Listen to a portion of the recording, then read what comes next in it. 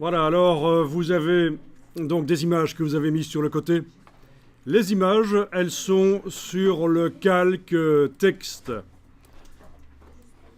Alors plus tard, on pourra faire un calque image flottante éventuellement, mais étant donné qu'on va mettre les images dans le bloc texte, on ne peut pas les envoyer sur un calque à part, ça ne sert à rien. De toute façon, dès qu'on va les mettre dans le bloc texte, elles vont changer de calque, elles vont arriver sur le calque qui contient le bloc texte.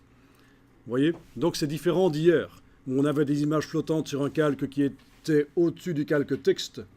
Ici, les images vont être dans le flux du texte. Alors on va préparer la place pour mettre les images.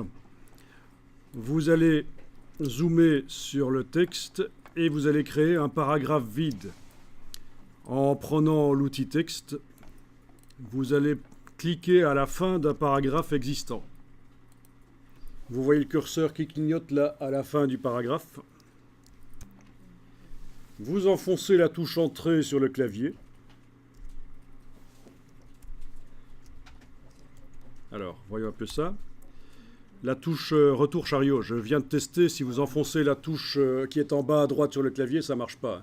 Dans InDesign, on fait bien la différence. C'est la touche Retour chariot. C'est la grosse touche au milieu du clavier qu'il faut enfoncer pour faire un paragraphe. Donc dans beaucoup de logiciels, la touche Entrée en bas à droite sur le clavier, sur le pavé numérique, c'est pas ça que je voulais prendre. Elle a la même action, mais ici c'est celle-ci qu'on utilise. C'est ce qu'on appelle la touche Retour chariot. D'accord? Ça vous dit quelque chose? Cette touche? Pour vous, c'est la touche Entrée aussi. C'est la même chose, mais pas dans InDesign. Alors, vous voyez que vous avez un paragraphe vide qui apparaît. Enfin, il y a une balise. Donc, entre cette balise de paragraphe qui indique la fin du paragraphe et la balise de fin de paragraphe précédente, il n'y a rien du tout. C'est un paragraphe vide. Là où le curseur clignote. Bon, qu'est-ce qu'on va mettre sur ce paragraphe vide? Ben, une image qu'on va aller copier. Donc, vous zoomez en arrière et vous allez sélectionner une des images avec la flèche noire. Donc, ne sélectionnez pas ce qu'il y a à l'intérieur. Si vous cliquez sur le réticule central, c'est l'image qui va être sélectionnée. Donc, moi, c'est le bloc image que je veux sélectionner. Donc, je clique à côté et je clique une fois sur le bloc, n'importe où sauf au centre. Et alors, on va faire un CTRL X. Comme ça, le bloc part. Si vous reste un bloc vide, c'est que vous avez sélectionné l'image à l'intérieur du bloc. Donc, moi, c'est vraiment le bloc qui contient l'image que je veux sélectionner. Voilà, et vous allez zoomer sur le paragraphe vide. Ah tiens, j'ai inséré des espaces.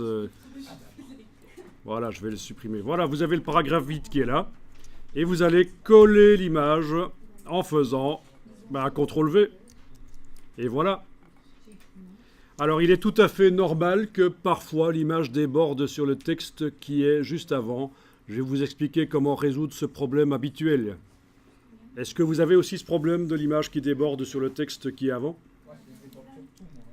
Donc en fait, l'image, elle est dans le bloc texte. Elle fait partie du texte maintenant. C'est ce qu'on appelle une image ancrée. Le fait qu'elle passe par-dessus le texte, c'est juste parce que dans l'arrivée du texte, elle est après le texte. Donc elle apparaît par-dessus. Bon, voilà comment vous allez résoudre le problème quand vous avez ça. Vous allez dans la palette style de paragraphe. Vous avez toujours le curseur qui clignote. Là, vous le voyez sur le bord, là. Oui, alors ne vous étonnez pas, les petits points que vous voyez sur l'image, c'est quoi?